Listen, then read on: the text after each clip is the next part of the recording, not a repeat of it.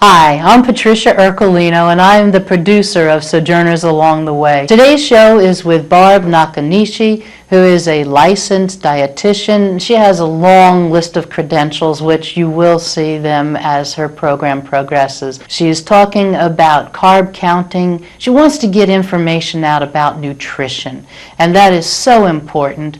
I never realized how much what we put in our mouths affects our bodies. There's a direct link, and it is my goal to give as much information so everyone can enjoy good health. And it starts by eating healthily. Enjoy today's program. Hi, my name is Barb Nakanishi. I'm the dietitian at Ohio Health O'Bleness Hospital.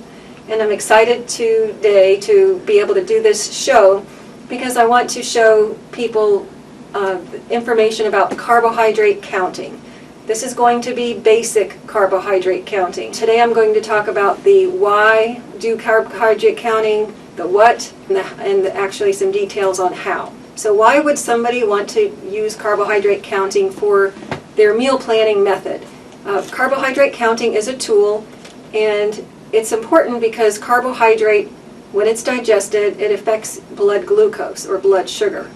So that's why it's important. It's also important because it gives us a variety of food. Whatever our likes and or whatever our food likes are, or our nationality or our cuisine, there are foods that you can eat. The amount is what matters. Carbohydrates are starches and sugars. So some of the food groups that we think about with starches are breads, cereals, crackers, rice, starchy vegetables like potatoes and corn. Fruit has fructose in it, that's a sugar, and it's digested into glucose. And milk. Milk has lactose, and it's digested into glucose. The starches, the fruit, the milk, of course the obvious sweets, have carbohydrate, and combination foods like casseroles. I wanted to show you this picture here. Look at how fast carbohydrates turn into glucose and raise a blood sugar, or look how much they raise your blood sugar compared to protein and fats. So that's why this is an important concept or an important tool in carbohydrate counting. Some of the tools that you will need for carbohydrate counting are a set of measuring cups. This is a basic set. The next tool that will come in handy is a scale. Now, some people buy food scales, but I have found that this postage scale works good for me. You get just a quick turn on, and then it zeroes itself out, and it's really handy to get a quick weight on produce especially. And if you make homemade bread, a scale would come in handy. 1 ounce of a bread product is a serving of a high-carb food choice. And if I made homemade bread once, and I thought, oh my gosh, how would I count this if I were carbohydrate counting? Because you'll see later we have food labels that show us how many grams of carbohydrate are in a slice of store-bought bread. I don't use measuring spoons that much because most of the carbohydrates we just mentioned are, you know, the grains and the fruit and the grains and the fruit and the milk. But guess what? I just thought of something. A tablespoon of syrup. If you choose to do that, that's a serving of jam or syrup. So you would use that for that. Another tool is this book here called The Calorie King: Calorie, Fat, and Carb Counter. And if you don't have access to an internet or to apps for your phone, this is a good reference. But actually, the Calorie King, Calorie, Fat, and Carbohydrate Counter is one of my favorite tools for carbohydrate counting. There's a book, there's a website, www.calorieking.com, and there's even an app now for your smartphones. If you do choose to get the book, there is a current version, 2015. The price is usually under $10, and the book is set up in sections. So there's fruits, and there's vegetables, there's processed foods, and in the back there is fast foods in alphabetical order by chain restaurant. And the way this book is set up, let me go to the fruit page. The way the book is set up is the calories are first and the fat is in the second column, and then the carbohydrate is in the far column. The way this book is set up, it's a handy tool to find the information you need, not only carbohydrate but calories as well. Another tool, other apps besides the Calorie King, there's some called Lose It, so you can find information at loseit.com. I'm more familiar with an app called MyFitnessPal. It's a website, but it's also an app for your phone. It helps you track your calories, but it also shows you the carbohydrate you're eating. And there's another app called Go Meals. GoMeals.com is the site. You can find out more information about that. The label itself on the food is the most important place you can start looking for carbohydrate information if you're choosing packaged food. So the rest of this session, I want to practice and show you how to find carbohydrate, first in a few packaged foods, and then we'll take a look at some other foods that you might be making homemade. You know, maybe the food came from a bulk food store, so we'll show you some examples. But here is a lesson on, let me get this one out.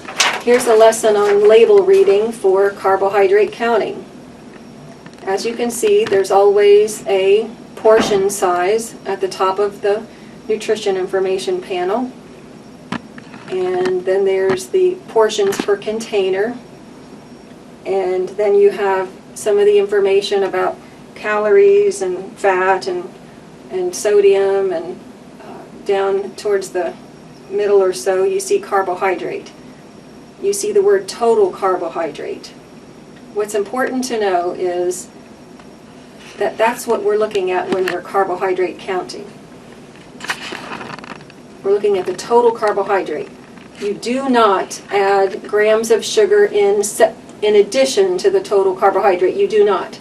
You look at just the total carbohydrate. Most people by now ask me, well, how many grams of carbohydrate should I have a day? Well, there's two answers to that. The first answer would be that's very specific, depending on whether you're an athlete, whether you're not. So you may need more personalized information down the road. But a good place to start is women. You can aim for about 45 to 60 grams of carbohydrate per meal, and about 15 grams of carbohydrate per snack. Men, these are adults I'm speaking of now, men, you can aim for maybe 60 to 75 grams of carbohydrate per meal and 15 to 30 grams of carbohydrate per snack. That's just a good starting place.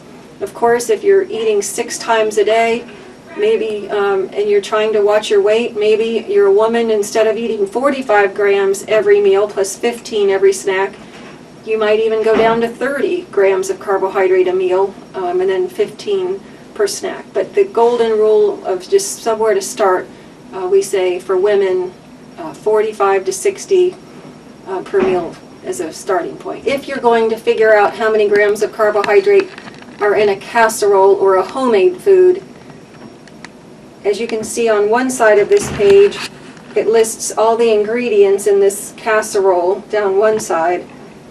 And even though there's some boxes of information in the center here, what's over to the side here is the amount of carbohydrate in the food in the entire recipe. I think mushrooms is one of the last ingredients. So you can see mushrooms and how many grams of carbohydrate are in the total amount of mushrooms in the entire recipe. So step 1 says find the number of grams of carbs at each ingredient. Step 2, add the total carb grams. And step 3 is divide by the number of servings that you have in the recipe.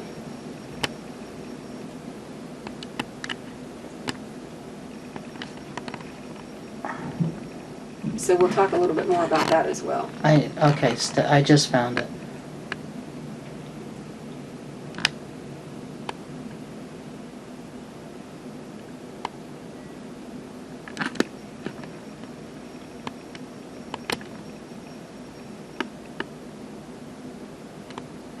we'll come back to this here in a few minutes.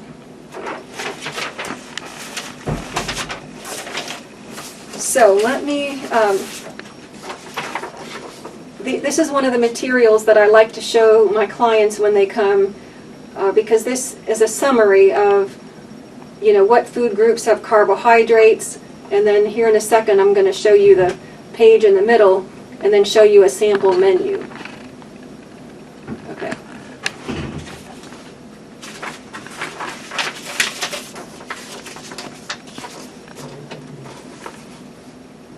Here you can see some good examples of, if you don't have a food label itself, you can use this guide to figure out how many grams of carbohydrate are in some of your foods. I know in this list, in the bread or starches, it talks about an ounce of bread.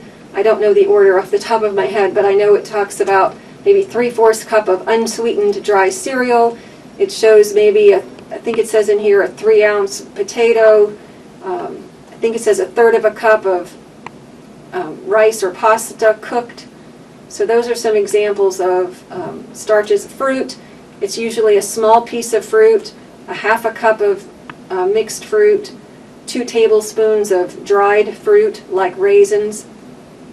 Milk is either milk or the non-dairy milk. The servings are about 1 cup is close to 12 to 15 grams of carbohydrate. And let's see, is the others group on here? No. Okay, I'm going to flip the page.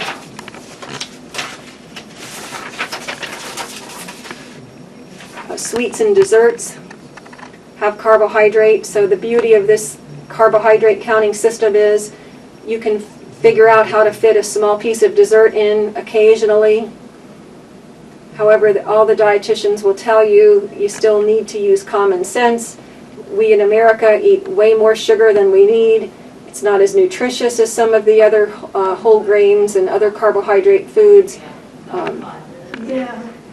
But the people who have diabetes have their diabetes for many years, and this is just a way to feel like you're not cheating, that if you have to have a piece of cake at a special event, you can actually figure out how to work it in if you choose to.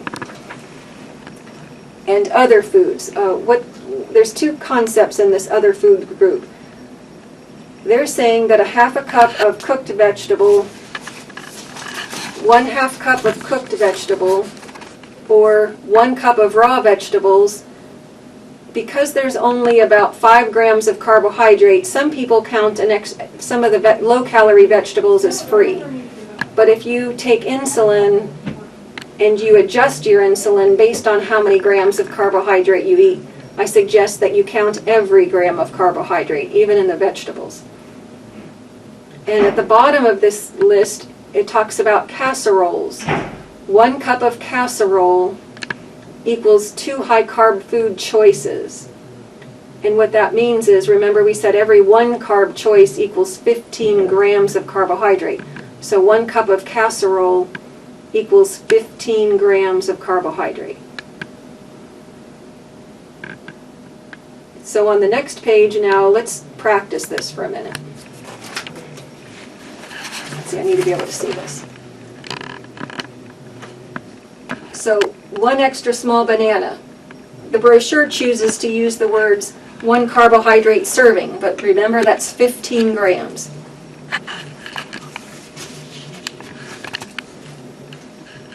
It's tilted. This way? Okay. Yeah, that's better. The next item is cornflakes. Remember that list that I just showed you said that 3/4 cup of cold, unsweetened cereal is about 15 grams of carbohydrate. 1 cup of milk is close to 15 grams of carbohydrate. 1 slice of whole wheat bread, if it's about an ounce, I'll show you what the different sizes breads look like here in a minute. And then the margarine, remember, it wasn't from one of those food groups that are high carbohydrate. That's why there's nothing next to it. So let's do the math for all of you out there. This is your test in the audience here. 15 plus 15 is 30, plus 15 more is 45, plus 15 more is 60. So this person's breakfast has 60 grams of carbohydrate. Now let's look at lunch. 2 ounces of turkey. Is there carbohydrate in turkey? All of you out there in the audience? No, there's not. We talked about the high carbohydrate foods being starches, fruits, and milk and desserts. So this person chose to have 2 slices of bread. So we just mentioned with earlier that that's 15 grams each, so that's 2 choices. If you like to do this in terms of choices instead of the math and the numbers, that's fine. But then your vegetables, the lettuce, a few celery sticks. Again, like I said, this brochure talks about that being free. That's okay, but you could add that up. If you have a cup of raw vegetables, that literally could be 5 grams of carbohydrate. 1 medium apple, 15 grams of carbohydrate, and another cup of milk, so another 15 grams of carbohydrate approximately. So we've got 30 grams there, plus 15, plus 15. So we've got another 60 grams of carbohydrate in this lunch. Now let's see what this person ate for a snack. They've got 2 tablespoons of raisins, so 15 grams, and some mini pretzels. And they've looked at their label and discovered that 3/4 of an ounce of pretzels was about 15 grams. So this person's snack has 30 grams of carbohydrate.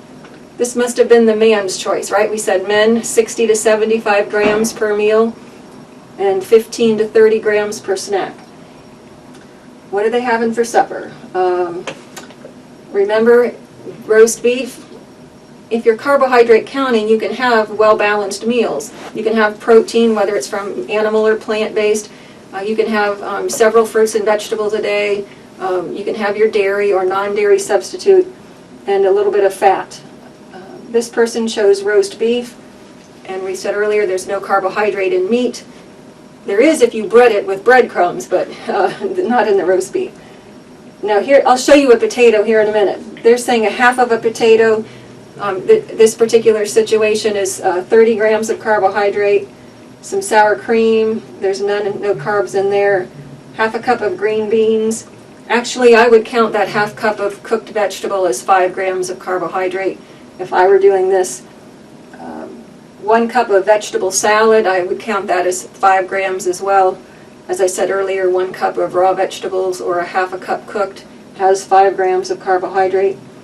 The light salad dressing, I look at salad dressings on the label. Some of the low-fat salad dressings actually have more carbohydrate than the others, so I would actually check the label on salad dressing.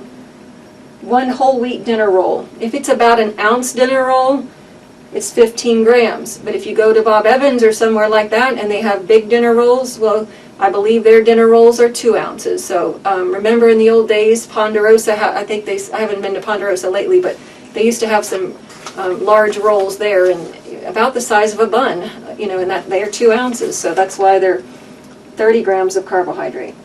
And then margarine and 1 cup of melon balls. We're getting into the season where fruit will be more in season like melon, so that sounds really good. And this, let's see, that we've got 30 grams, plus 15 is 45, plus 15 is 60. So here's another 60 gram example.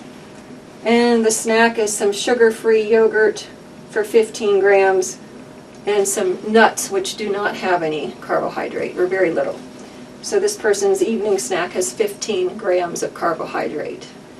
So this particular sample meal was used the only tool that we used to figure this out was the brochure that I just showed you that had,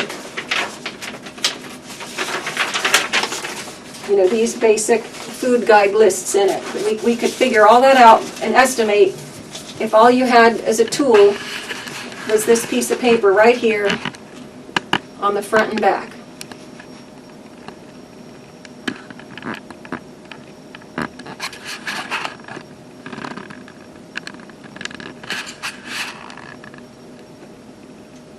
So now I want to show you some aha moments here. Do you want to see page 2 again? Here's the page 2. I see at the top on the desserts the half cup of ice cream, 2 small cookies. 2 small cookies things like that up at the top. There's the 2-inch square of cake, unfrosted, would equal 15 grams of carbohydrate. Look here, you know, even though sherbet's lower fat than ice cream, you get less sherbet. It's just sweeter. It has more sugar, so only 1/4 of a cup of sherbet. Here's that tablespoon of syrup and jam and jelly I mentioned.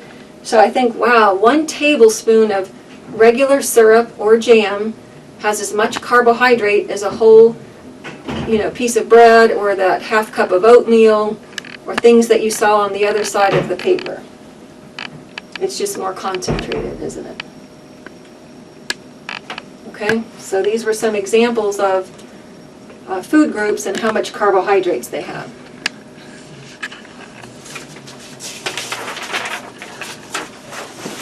What I like to show people is potatoes. Let's see, where did I put my potatoes? Guess I want the audience. Whoa, hang on a second. I want to share information about potatoes because, you know, that brochure I just showed you says that a 3-ounce potato, which is about 1/4 of an average sized potato, 1/4 of a potato, or about 3 ounces, is 15 grams of carbohydrate. And even though the bag of my potatoes at home, it gave an approximate amount of calories and carbs for an average sized potato, they're all different sizes, every bag I get. So I wanted to weigh one to see how many ounces it is. Let's see what this one is. This one is 7 ounces. So this was, you know, a little over 6 ounces. So this potato right here is an example of 30 grams of carbohydrate. And you know, if you're a woman and you get 45 grams at a meal, that's fine. You just need to work it in. Let's see what the other one is. This one's 5.1. I think that's what the label said was a size in my potato bag, and I think that's why I picked this one. And I forget what the grams of carbs were, but the label had given a suggestion. But really what you need to know is something like this is worth a good 30 grams of carbohydrate. Okay. Now besides potatoes, bananas are I think they're the next tricky item. Bananas are some of the food groups say a very small piece of fruit or a 4-ounce piece of fruit. The Calorie King book gives some different grams of carbohydrate for different weights of bananas.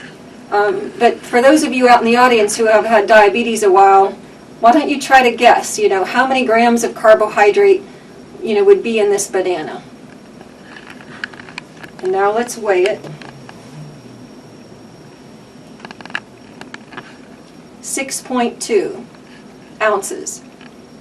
You are supposed to weigh it with the skin on. Some of the references say, I mean, there's different references, but the reference I was using said a 4-ounce piece of fruit is about 15 grams of carbohydrate. So if this banana is 6 ounces, I would start with, you know, 15 grams for the first 4 ounces, and depending on how good you are with math, think there's 2 more ounces, so another half serving above the 15. So let's just say 7. So 15 plus 7. So this banana right here would have about 22 grams of carbohydrate. If you've been to the hospital, you'll know that we cut our bananas in half to try to get close to 15 grams of carbohydrate as one serving. And then if you want the whole banana, that's fine. We just have to count it as 30 grams. You know, some people think of this grams of carbohydrate almost like money in your bank. It's like the different ways to think about your carbohydrate allotment. You can think of it as, am I withdrawing, you know, grams of carbs from my total bank account allotment of carbs throughout the meal. Some people, you know, use visuals. You know, if you're not good with numbers, I've seen people use one of those math things called an abacus, you know, that teachers used to have in their rooms. And for every gram of carb, or for every 15 grams of carbs, so every one high carb food choice, you know, they would slide one of those balls across the rungs. So, you know, whatever works for your mind and your way of thinking. Let's see what else. Oh, bread. I told you to just read the label on bread. So this particular brand, I don't know if we can see this on the camera, but let me just get a piece of bread out. I looked at this piece of bread on the label. It's a little under 15 grams. The label tells me that in 2 pieces of this bread there's 25 grams of carbs. So in something that looks like this,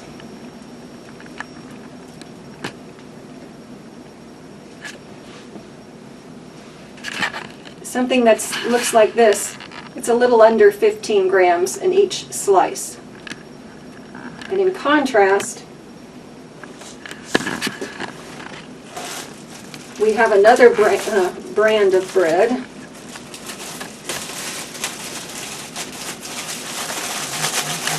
that is a little bit larger,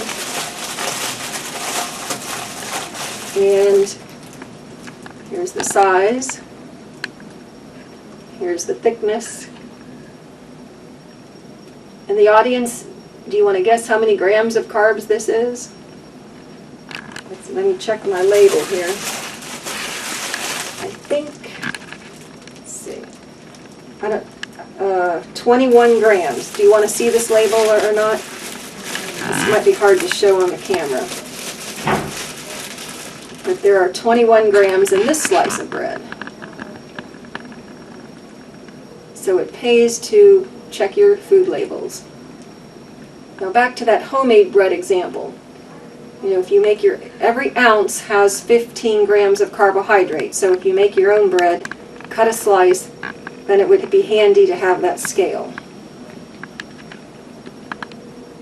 Okay. Oh, I know. Here's another item. Oh, look at these. These little clementines.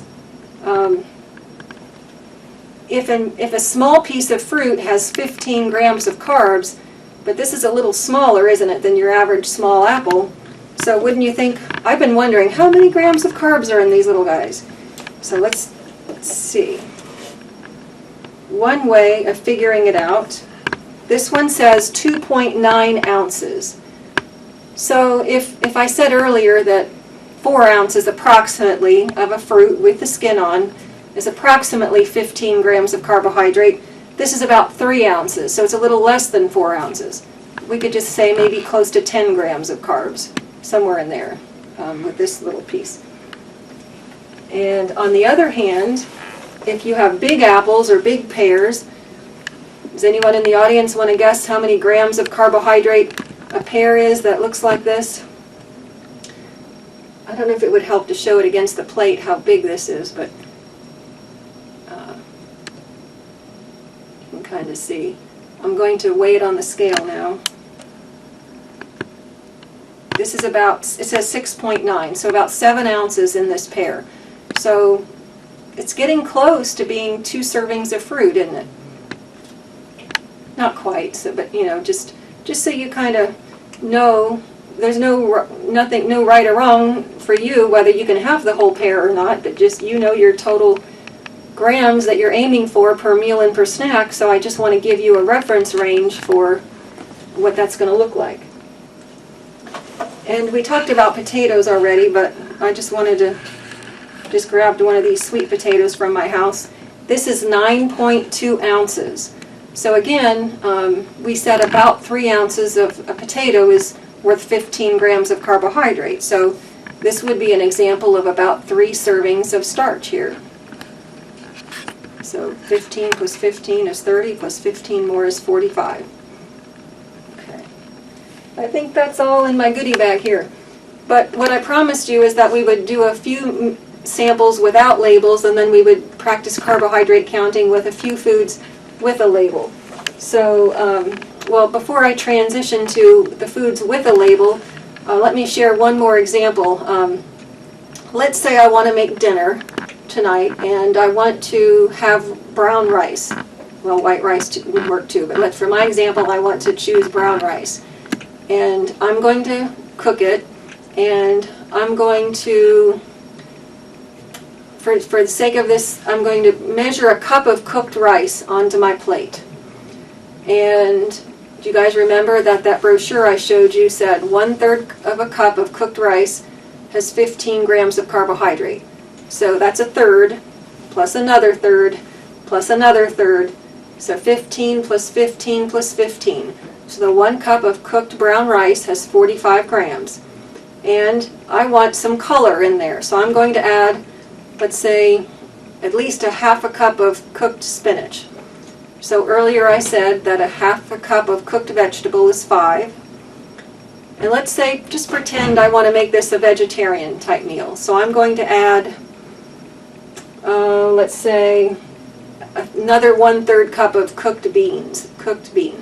That brochure says somewhere around a third of a cup of cooked beans is another 15 grams. So let's say the 45 in the rice, the 15 in the beans, so we're up to 60. And if you're counting the low-calorie vegetables, we'll say there's 5 more in the spinach. And then if you wanted a little extra protein and texture in your meal, you could throw a few nuts on top. I've done that before. And of course, there's really negligible grams of carbohydrate in the nuts. And then of course, if you want to season it with either, whether it's Cajun seasoning to make it like red beans and rice or whatever you like. So that's an example of 65 grams of carbohydrate, which some people can handle that. So, it's not a big problem. It just depends on, you. So that's an example of something where you might not have a label. You might get your rice from the bulk food store, or you might be getting your beans from the bulk, from a bag or somewhere where you're not having a label. So I wanted to share that with you. Just for kicks, I guess I did bring some soup, and what I wanted to point out with soup here, let's see, where's the label side? If you can zero in on or zoom in on this, the serving size is first, actually, like it always is, the cup at the top. And if you come down to the total carbohydrate, 18 grams. Now, how many servings per container? I think there was 2. So a lot of people I know who eat soup, if that's all they're eating, they don't just stop at 1 serving and have 1 cup. They tend to finish off the can. So just make sure that if you eat 2 servings, that you add double the carbohydrate. So in every cup, there were 18 grams. So then if you had the second cup, that's 18 plus 18. So let me do the math real quick. 36 grams of carbohydrate. And you know what? You don't have to be good at math to do this. You can carry a calculator with you if you like. It's whatever you like. And you know what else? If this starts to seem overwhelming, a lot of us eat the similar foods every week.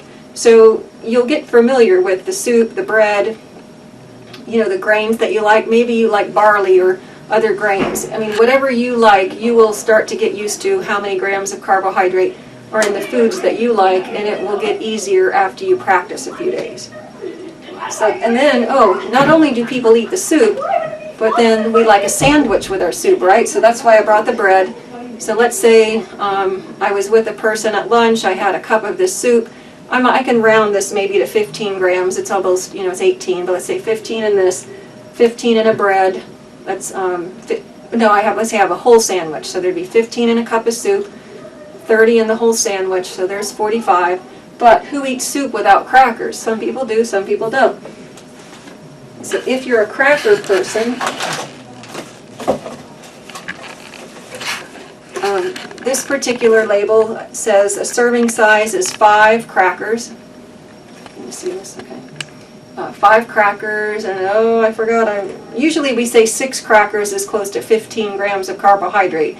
But this says 5 crackers is 11 grams of carbohydrate. So if you counted out your 5 crackers, and you just get your calculator out and you add that up. So really this is just a starting point for people to think about how much carbohydrate do I eat at each meal. And let me do one more example, then I'll kind of talk about the theory behind why people do this. I just grabbed this last food label here. This is an example of another packaged food This so happens to have been a pasta that was, I think, in the refrigerated section of the grocery store.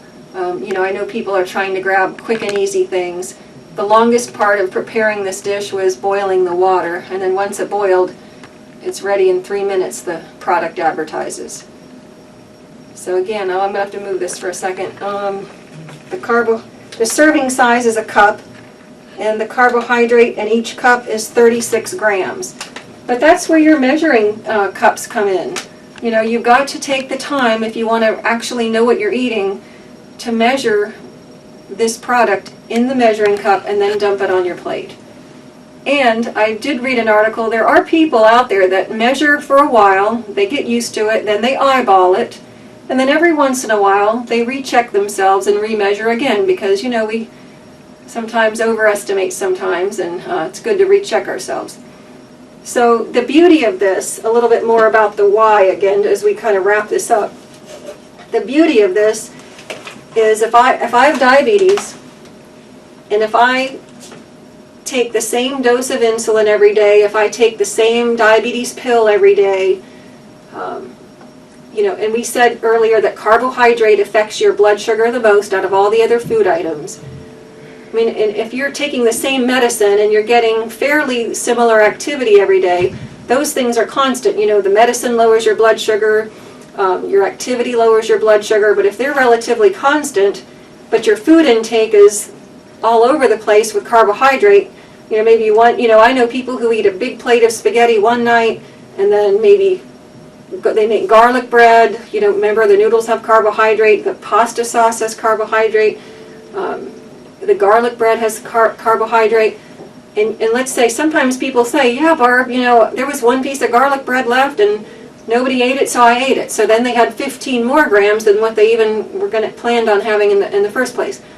But that's a pretty high, it doesn't mean that they can't have that, but there are times when they have a high carbohydrate meal.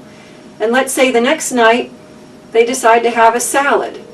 Let's say it's hot out, they want to grill out, and maybe they just have a piece of lean meat of some kind, lean meat, chicken, whatever, pork on the grill, and they have a nice salad with all those low-calorie vegetables. They might only have 15 grams of carbohydrate in maybe a nice 3-cup salad. And then, we said the lean meat does not have any carbohydrate. Dr. Lawson, so from one night, Dr. Lawson, 9349. So from one night, they're having maybe 100 grams of carbohydrate, a nice big plate of spaghetti, a couple pieces of garlic bread. Then the next night, they have this lean meat and salad with only 15 grams of carbohydrate. So this is a tool to say, no wonder my blood sugars were either too low the night I had the salad, or why they're a little higher this night after I ate the pasta meal. So that's why this carbohydrate counting can be a good tool. Just to start seeing what you're doing, seeing if you can get a little better, maybe less variation in your blood sugar if you keep your carbohydrates more consistent. It can help with weight loss, especially if you're an overeater.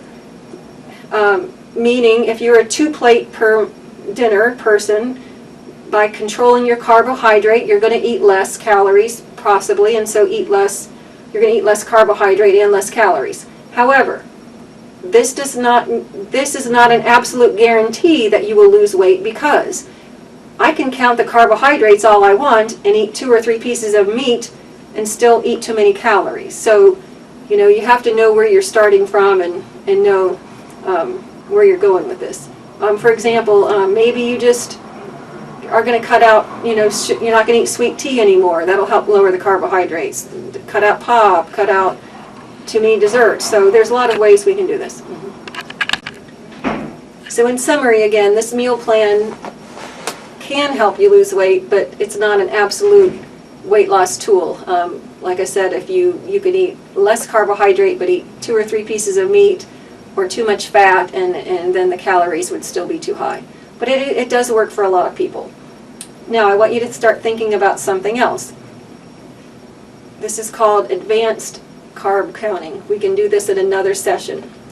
For those of you out there who take insulin, and you're thinking, Barb, I don't want to eat the same amount of carbohydrates every day. I have a lifestyle that I'm going to eat barely get to eat lunch one day, and I might go to a meeting or have a buffet or whatever the situation is, and I don't want to have to eat the exact same amount of food every meal. The beauty is that you could do carb counting, and if you have a physician that would work with you on giving you an insulin dose, meaning a rapid-acting insulin dose. You know, there are certain rapid-acting insulins out there that work within 15 minutes of taking them, the type of insulin you take before a meal. There are doctors out there, especially at the local diabetes center that we have here in Athens, Ohio, that can give you a prescription for how much insulin to take based on how much grams of carbohydrate you're eating. And therefore, you can be flexible with how much you eat and how much insulin you take. But that's for another discussion. But for some people, they like that. And the beauty of diabetes meal planning is there's no set way that everybody has to do. There's no set absolute diet that everybody has to follow to work. You know what? We've got people who do the Mediterranean diet. We've got people who do the plate method for meal planning. Let's just try to get the basic well-balanced plate. We have people who do this carb counting because it works for them. We have people that do high fiber, a plant-based diet, high fiber. We talked about that a little bit in other sessions, you know, trying to get up to 40 grams of fiber a day. And you can read more about that in Dr. Neil Barnard's Reversing Diabetes book. I've also been looking at what Dr. Drozak is teaching in his lifestyle classes, and there's a wonderful book called The Full Plate Diet, and it's just how to get 3/4 of our plate being whole grains and fruits and vegetables. And that's kind of similar to there's been a plate method out there from the American Institute for Cancer Research. And their plate method is 1/3 of your plate lean protein or plant-based protein, and 2/3 of your plate whole grains, fruits, or vegetables. So those are all just ways to think about how we want to eat. But thank you for the audience. I hope this was interesting to you, and it's my pleasure to give you a little bit of information about carb counting. And of course, you can, if you do see this video and you have suggestions on how we can make it better, or what we could have changed, you can email me if you'd like. My email is that's the wrong one. My email is barbara.nakanishi@ohiohealth.com, and my name is spelled Barbara, B-A-R-B-A-R-A. Nakanishi is N-A-K-A-N-I-S-H-I. So barbara.nakanishi@ohiohealth.com. Do you want my phone number? That's right, 740-566-4876. Finished. And now I'd like the audience to try to guess the amount of grams of carbohydrate in some of these foods I have here. We've talked about bread before, so how many grams of carbohydrate do you think are in a sandwich with 2 pieces of bread? So I'll give you a few seconds to guess. And the answer is going to be approximately 30 grams of carbohydrate, depending, of course, on what kind of filling you have in the inside. But a typical sandwich with meat or cheese would have 30 grams of carbohydrate coming from the total of 2 pieces of bread. Now, here's the tricky one. How many grams of carbohydrate do you think are in a wrap-type sandwich like this? And of course, it's really going to depend on the filling. This particular wrap, and it's going to look like, it looks this big. Whoa, hang on a second. It looks this big, or about 12 inches when it started before the cooks put the filling in. So you can probably see the grams of carbohydrate in this entire item are about 52, I think. You can see the label there.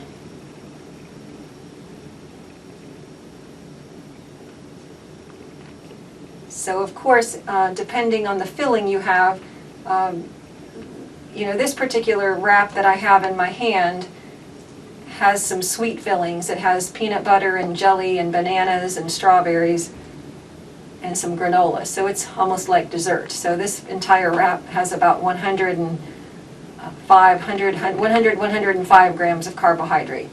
However, if you had some vegetables in the wrap, there's very little carbs in the vegetables, so it just depends. But just wanted you to know, if you eat out at a Mexican restaurant and you have a tortilla like this on your plate, there's going to be at least 50 grams of carbs in the tortilla shell alone. And then if you have beans in your tortilla, remember, 1/3 or so cup of cooked beans is going to have 15 grams of carbs. So it's just something to have you start to thinking about.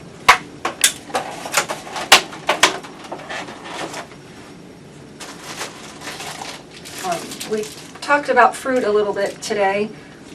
Grapes have carbohydrates, of course, and sometimes we say that 1 grape is approximately 1 gram of carbohydrate. So that kind of makes it easy. You can just count the grapes you have and then decide how many grams of carbohydrate you're eating. I want everybody in the audience to guess how many grams of carbohydrate are in a regular soda. So this is an 8-ounce, I'm sorry, I keep moving this. This is an 8-ounce soda. I'll give the audience a few more seconds to guess. There's 22 grams of carbohydrate in this particular regular soda. Most cans are 12 ounces, so taller than this. So of course, if we add about 10 more, if this has 22, we add 10 more, that would be about 32 grams of carbohydrate in a typical 12-ounce soda. Wow.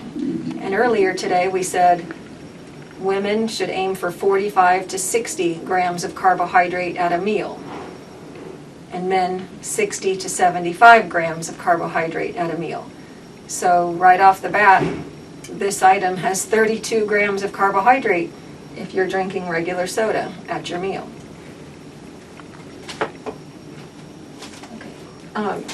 I want to talk next about condiments, but before I do that, I have one more trick question for you. How many grams of carbohydrate do you think are in eggs? Now, the reason this is a trick question is because earlier I told you that the high carbohydrate foods are primarily starches, fruits, milk and yogurt, the obvious desserts that are sweet, things like that. There are very little grams of carbohydrate in meats or protein foods. So that's why I wanted to stump you with the eggs here. There are very few grams of carbohydrates in eggs. If you wanted to get technical about it, I think in these 2 eggs, maybe there's 2 grams of carbohydrate total. But protein foods are very low in carbohydrate.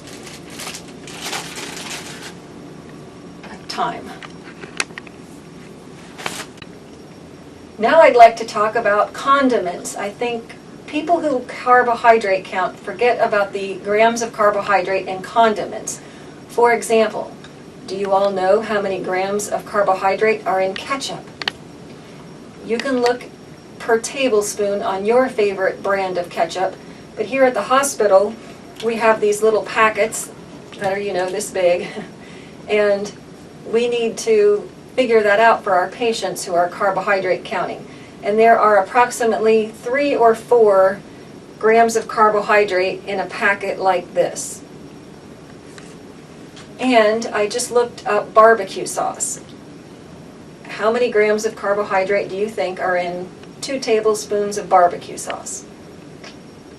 15 grams in 2 tablespoons of barbecue sauce.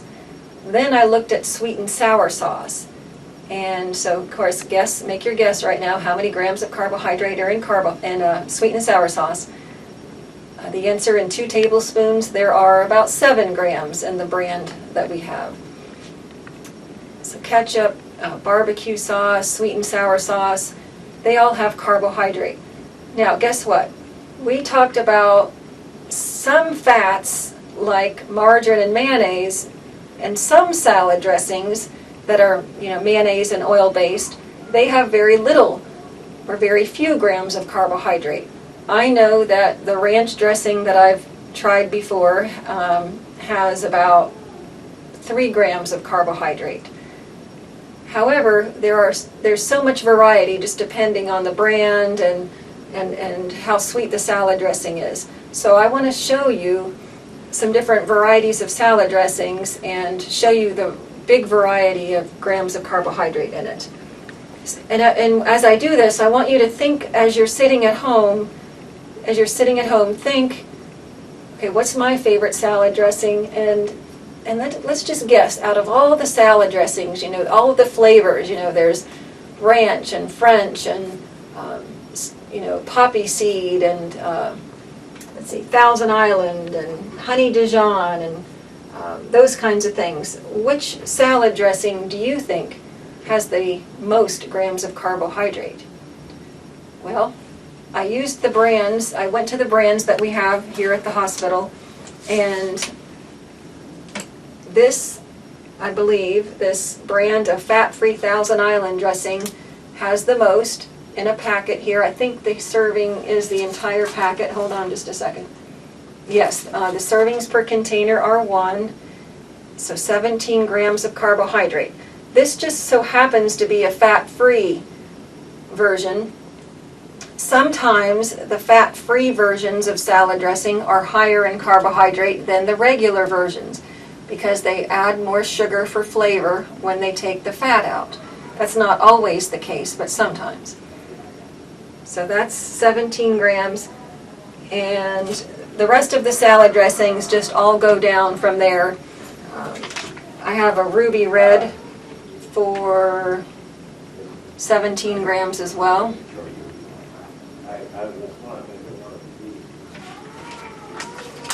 Let's see.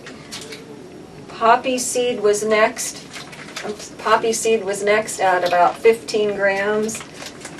And then honey Dijon was next at about 12 grams. Here's the honey Dijon.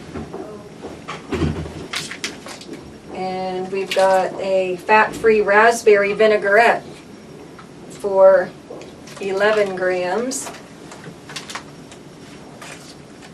Let's see where this comes in. 12. This fat-free ruby red is 12. Whoops, the other side.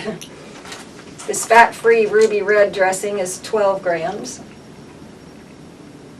And let me check the rest. I have a few more.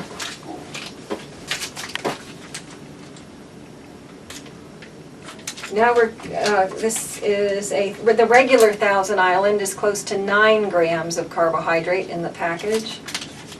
And I have this light ranch. Now remember I said some ranch dressings in about 2 tablespoons or so have 3 grams of carbohydrate.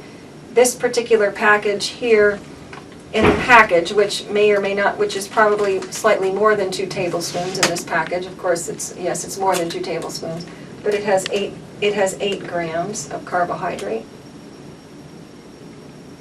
And as we're winding down to the end, you'll have to guess which kind has 0 grams of carbohydrate.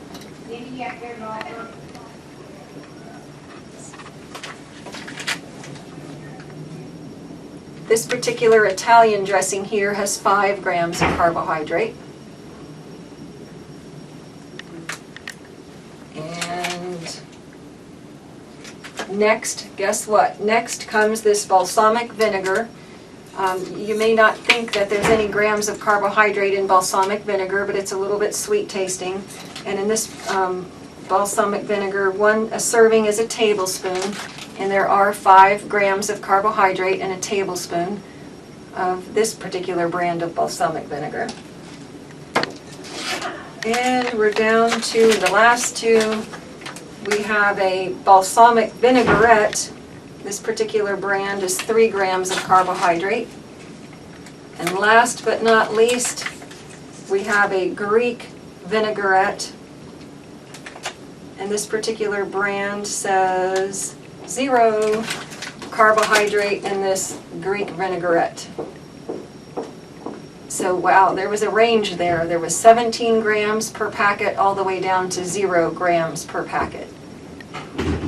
So when you're counting carbohydrates, of course, especially the salad dressings with close to 15 grams of carbohydrate have close to the same carbohydrate as those other foods we just mentioned, the starches, the fruit, and the milk and yogurt.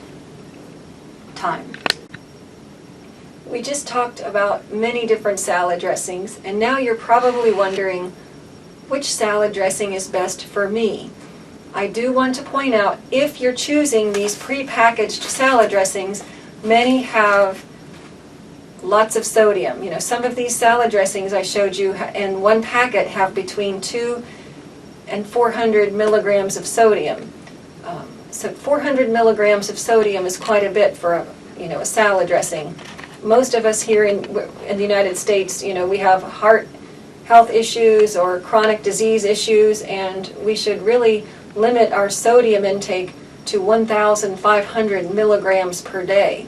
So out of that 1,500 milligrams, 400 are coming from that salad dressing packet in some cases. So not only are some of these salad dressings high in carbohydrate, some are also high in sodium. And of course, salad dressing is made with fats and oils, so the calories in them can be quite high as well, because the first ingredient often is fat. Some of these salad dressings have, 170 calories in that packet.